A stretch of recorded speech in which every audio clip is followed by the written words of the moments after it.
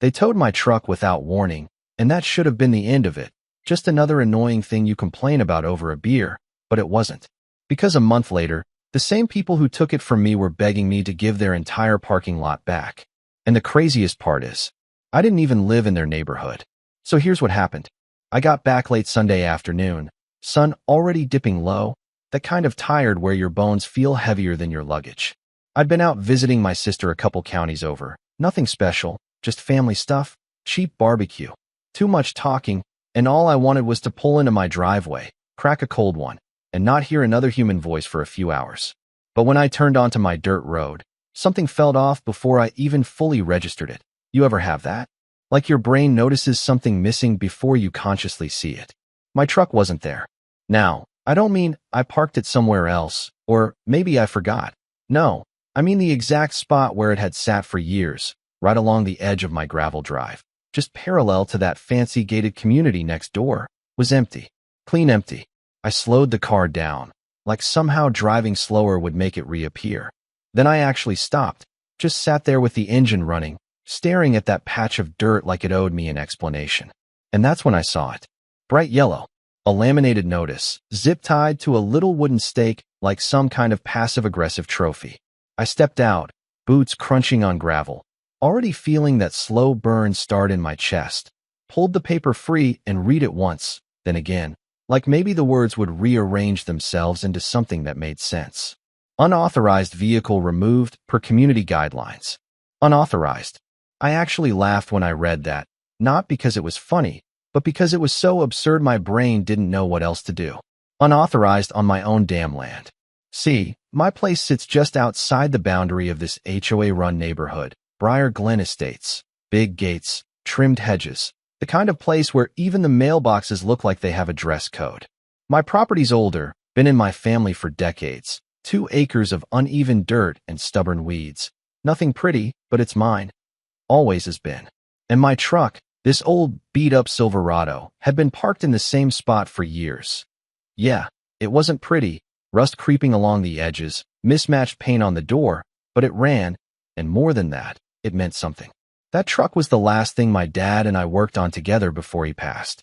I can still see him leaning over the hood, wiping his hands on that same oil-stained rag he used for everything, muttering about how they don't make engines like they used to. We spent months bringing that thing back from the dead, piece by piece, late nights, busted knuckles, cheap beer, the kind of work that sticks to you long after it's done. So yeah, it wasn't just a truck. And now it was gone. I flipped the notice over, found a number, called it right there with my hands already tightening around the phone. And after 3 rings, some bored-sounding guy picks up. Towing yard. Yeah, I said, trying to keep my voice level. You guys tow a Silverado off Ridgeview Road? Pause. Keyboard clicking. Yeah. Authorized removal. Signed order. Signed by who? Another pause, longer this time, like he already knew I wasn't gonna like the answer. Property management. HOA president. Of course. I closed my eyes for a second, exhaled slow. And how much to get it back? $1,200. Cash. I actually pulled the phone away from my ear and stared at it like it had just insulted me personally, then brought it back. $1,200 for what exactly? Storage, tow, processing. He sounded like he'd said it 1,000 times. I nodded even though he couldn't see me. Right? And nobody thought to, I don't know, knock on my door? Sir, you'd have to take that up with the HOA. Yeah, I figured. So I drove out there, paid the $1,200 cash, just like they said, and when they brought my truck around, something in me just shifted. Because they hadn't treated it like something that belonged to someone. They treated it like junk. Dust all over it. A new scrape along the side where it hadn't been before. One of the side mirrors loose like it had been knocked. I ran my hand along the hood, slow, feeling every imperfection like it was a bruise. And I could hear my dad's voice in the back of my head, not saying anything specific, just that quiet presence, like he was standing there watching how I handled it. I drove it home in silence. No radio, no phone, just the engine and my thoughts, circling the same question over and over. Who the hell did they think they were? That night, I couldn't sit still. I tried, sat on the porch with a beer, watched the sky go dark, listened to the usual nighttime sounds, crickets, distant traffic, but my mind kept drifting back to that word. Unauthorized. So I got up, walked. There's a path that runs along the edge of my property, right up against the backside of Briar Glen's clubhouse. I'd walked it 100 times before, never really paying much attention to what was on the other side of the fence. But that night I did. The lights over there were bright, almost blinding, casting everything in that clean, artificial glow. Rows of SUVs and polished sedans lined up perfectly, like they were part of a showroom display instead of a parking lot. Everything neat, everything controlled, everything exactly how they wanted it. And that's when I noticed something I'd never really thought about before. The angle of that lot. The way it cut into the land just a little too far, past where I always assumed their boundary ended. I stopped walking, leaned against the fence, squinted at the ground like I could somehow see property lines etched into the dirt, and a memory surfaced, faint at first, then sharper. My grandfather, sitting at the kitchen table years ago, talking about land deals and county agreements, half of it going over my head at the time. Something about that corner. Something about it never being sold. I stood there longer than I meant to, staring at that parking lot like it had just told me a secret, and for the first time since my truck got taken, I felt something different than anger. I felt curious, and maybe, just maybe, a little bit dangerous.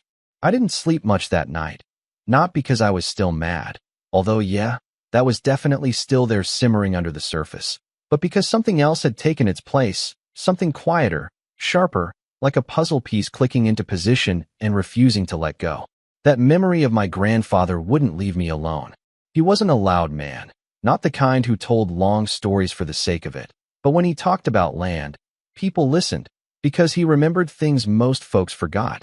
Deals made on handshakes, lines drawn before fences ever went up. And I kept hearing him say it, clear as if he were sitting right there at the edge of my bed. That corner? We never sold that piece. County needed it temporary. That's all. So the next morning, before I could talk myself out of it, I went digging. Literally at first. Old filing cabinet in the back room. The one that smells like dust and paper and time, stuffed with folders nobody's touched in years. Deeds, tax records, survey maps, the kind of stuff you hold on to because you know it matters, even if you don't fully understand why yet. I flipped through it all, slower than I expected, because my hands weren't as steady as I thought they'd be, and then I found it. Thin, yellowed paper, edges curling just slightly, my family's name printed across the top in that old formal script. I laid it out on the table, smoothed it down with my palm, and there it was. The boundary line, clear as day. And that little corner where Briar Glen's shiny overflow parking lot now sat, was inside it. Not theirs. Never had been. I actually leaned back in my chair and just laughed. Not loud, not triumphant, just this quiet, almost disbelieving chuckle, because suddenly everything shifted. They hadn't just towed my truck. They had done it while standing on land that wasn't even theirs. Now, I'm not a lawyer. I don't walk around looking for fights, and I'm definitely not the kind of guy who spends his time trying to outsmart people with paperwork. But there's something about being pushed that flips a switch in you. And once that switch flips, you don't really get to pretend you didn't see what you saw. So I cleaned up, grabbed the deed, and drove into town. The county office sits in this old brick building that looks like it hasn't changed since the 70s, fluorescent lights buzzing overhead, linoleum floors worn down, in all the places people have stood waiting too long. I walked up to the counter, slid the paper across, and said something along the lines of, "I think there's been a mistake." The woman behind the desk, her name tag said Carol. She adjusted her glasses, gave me that polite but tired smile of someone who's seen every kind of mistake you can imagine, and started looking through the records. At first, nothing. Just clicking, scrolling, humming quietly to herself. Then she paused, tilted her head, clicked again. "Well, that's interesting. Those 3 words will get your attention real fast in a place like that." She turned the screen slightly, so I could see, pointed at a map layered over newer property lines. "This section right here, it's still registered under your family.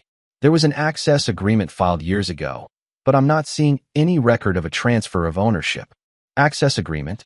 I asked. "Temporary use," she said. "Usually for development. Parking, utilities, things like that. But it doesn't change ownership unless it's followed by a sale or easement conversion. And if it's not," she shrugged, "then technically, it's still yours." Technically. Funny how one word can carry so much weight. I nodded slowly, trying to keep my voice steady even though something inside me was starting to light up. And if I wanted to end that access? Now she looked at me differently. Not suspicious, exactly, just more aware. Like she could tell there was a story behind the question. You'd file a revocation. There's a process, notices, waiting period, but if the agreement was never extended or converted, you're within your rights. Within your rights. That one landed even harder. I thanked her, took the paperwork she printed out, and walked back to my truck feeling like the ground under me had shifted just enough to matter. Not dramatically, not in some cinematic way, just enough that I knew things weren't going to go back to how they were. The next week moved fast, but also strangely calm, like everything had already been decided and I was just catching up to it. I filed the paperwork, signed what needed signing, paid a few small fees that felt almost insulting compared to that $1,200 I'd handed over, and then I waited. 30 days. That's what they told me. 30 days for the revocation to process, for notices to be sent, for whatever legal gears needed to turn behind the scenes to do their thing. And during that time, I kept going about my life, fixing things around the property, running errands, even taking the truck out a couple times just to hear it run right. But every so often, I'd catch myself looking over toward that parking lot. Watching, not in an obsessive way, just aware. Because now I knew something they didn't. And that changes how you see people. I started noticing little things I'd ignored before. The way the HOA board members carried themselves when they walked around the clubhouse. Like everything within those gates existed because they allowed it to. The way they glanced toward my property sometimes. Quick looks, like they didn't quite approve of what they saw, but didn't want to say it out loud. One afternoon, I actually ran into one of them. Not the president, not yet, but a guy named Stuart, always dressed like he was heading to a golf tournament even when he was just checking his mail. He stopped near the fence, looked at my truck, then at me. "You might want to clean that thing up," he said, casual tone, but there was something underneath it. "It's kind of an eyesore from this side." I leaned against the fence, took a sip from my coffee, let the silence stretch just a little longer than comfortable. "Funny," I said finally. "I was thinking the same thing about that parking lot." He frowned, didn't quite know what to do with that, gave a short laugh like he thought I was joking, then walked off. I watched him go, and for the first time, I didn't feel annoyed. I felt patient, because I knew something was coming. Day 30 came and went without any kind of dramatic announcement. No phone call, no letter marked urgent, just a simple confirmation from the county that the revocation had been approved. Clean. Legal. Done. I read it twice, just to be sure. Then I folded it carefully, slid it back into the same folder as the original deed, and sat there for a minute, letting it sink in. This wasn't about the $1,200 anymore. It wasn't even just about the truck. It was about the way they had looked at my place, my things, like they were disposable. Like I was. And now I had a choice. I could ignore it. Let them keep using that land like they always had, pretend none of this mattered, go back to sitting on my porch, minding my own business. Or I could remind them exactly where they were standing. Friday came around faster than I expected. I waited until evening, just like I'd planned, watched as the last of the cars cleared out from that overflow lot, people heading home, lights in the clubhouse dimming one by one. The place looked peaceful, almost innocent, like it had no idea what was about to happen. I made a couple calls earlier that week. Nothing complicated, just a local crew that does fencing and quick installs. Guys who don't ask too many questions as long as the paperwork checks out. By the time they pulled in, the sky was already turning that deep blue right before full dark. "You sure about this?" one of them asked, glancing over at the lot, then back at me. I handed him the paperwork. "I'm sure." He looked it over, nodded once, and that was it. No drama, just work. Posts went in first, the sound of metal hitting dirt echoing sharper in the quiet. Then the chain link started going up, section by section, like a line being drawn in real time. I stood off to the side, arms crossed, watching it take shape, feeling something settle inside me with every inch of fence that went up. This wasn't anger anymore. This was balance. By the time the sun started to come up, the entire lot was wrapped. Clean lines, solid barrier, and right at the entrance, we mounted the signs. Bright red lettering, impossible to miss. Private property. No parking. Violators will be towed at owner's expense. I stepped back, looked at it all in the early morning light, and for the first time since this whole thing started, I felt calm. Really calm. Like whatever came next, I was ready for it. And it didn't take long. It started just after sunrise. Not all at once, Not some big dramatic explosion, just little cracks forming in their perfect routine. First, it was one car pulling up, slowing down at the entrance like the driver thought maybe they'd taken a wrong turn. Then another behind it. Then a third, and pretty soon you had this quiet little line forming. Engines idling, people leaning forward over their steering wheels trying to make sense of what they were seeing. And from where I stood, coffee in hand, leaning against my fence, it almost felt surreal, like I was watching someone else's problem unfold in real time. Except I knew exactly how it got there. One woman got out of her SUV, heels clicking on pavement, walked right up to the gate and grabbed it like maybe it would just open if she pulled hard enough.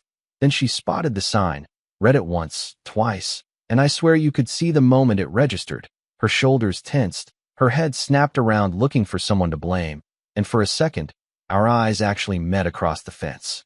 I didn't wave. I just took a sip of my coffee and held her gaze a little longer than polite. By mid-morning, it was full-blown chaos, cars circling, people arguing, someone laid on their horn longer than necessary, that sharp, angry sound echoing off houses that were probably used to nothing louder than polite conversation and lawn sprinklers. The tennis courts stayed empty, brunch reservations got awkward, and all those perfectly scheduled weekend plans started slipping out of alignment one inconvenience at a time. And that's when my phone rang. Unknown number, local. I let it ring once, twice, then picked up. Yeah. There was a pause on the other end, like the person had expected a different tone, maybe more cooperative. Then a voice came through, tight, controlled, but already fraying at the edges. This is Daniel Hargrove, president of the Briar Glen Homeowners Association. Of course it was. I leaned back against the post, adjusted my grip on the phone. Morning, Daniel. Another pause. He didn't like that I used his first name. You could hear it in the way his next sentence came out sharper. I'm going to need you to explain what exactly you think you're doing. I glanced over at the lot, now effectively useless behind that fence, then back out toward the road where more cars were turning around. Looks like I'm securing my property. Silence, just for a beat, but it was heavy. Then he exhaled, long and slow, like he was trying to keep this from escalating. That land has been used by this community for over a decade. Yeah, I said, used. Not owned. That landed. You could tell. His tone shifted, less controlled now, more edge creeping in. We have an agreement with the county. You had access. I corrected, still calm, still steady. Temporary access. That's been revoked. Another silence, shorter this time, replaced quickly by something more aggressive. You can't just, I already did. I didn't raise my voice. Didn't need to. And I've got the paperwork if you'd like a copy. That's when the mask slipped a little. This is going to create significant disruption for our residents. I almost laughed at that, not out loud, but it was there. Yeah, I said, funny how that works. He didn't respond right away, and in that gap, I could almost hear him recalculating, shifting from authority to negotiation. What is it you want? There it was. Straight to it. No more pretending this was about rules or community standards. I looked down at the gravel near my boots, scuffed it lightly with the toe, then back up at the fence. Well, let's start with $1,200. He hesitated. Excuse me. That's what it cost me to get my truck back. The one your HOA had towed off my land without warning. Silence again, longer this time. He knew exactly what I was talking about. That action was taken in accordance with community guidelines, he said, but there was less conviction in it now. You don't get to enforce community guidelines on property that isn't yours. I replied, and this time there was just a hint of steel in my voice. So yeah, $1,200 to start. And then we can talk about the rest. The rest. Damages. Inconvenience. You tell me.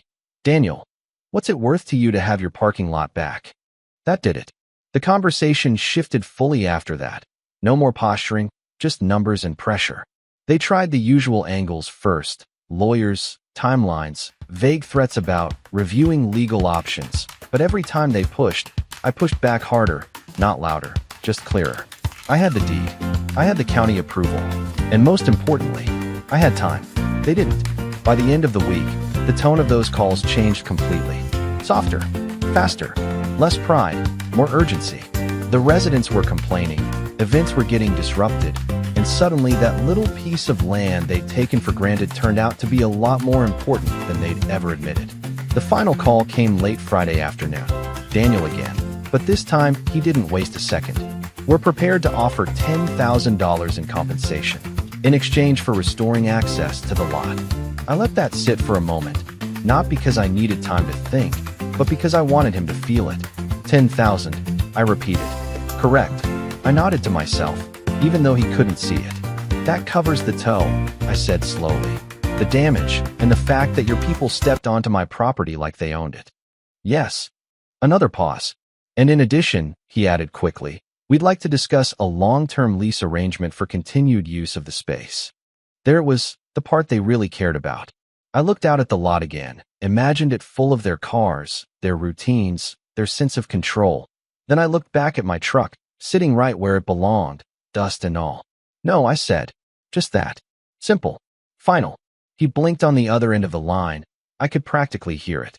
No. No lease, I repeated. You get your access back long enough to clear things out. After that, it's mine. The silence that followed wasn't anger this time. It was acceptance. Reluctant, but real. Understood, he said quietly. The check came the next morning. $10,000, clean and official, handed over with none of the confidence they'd had when this whole thing started.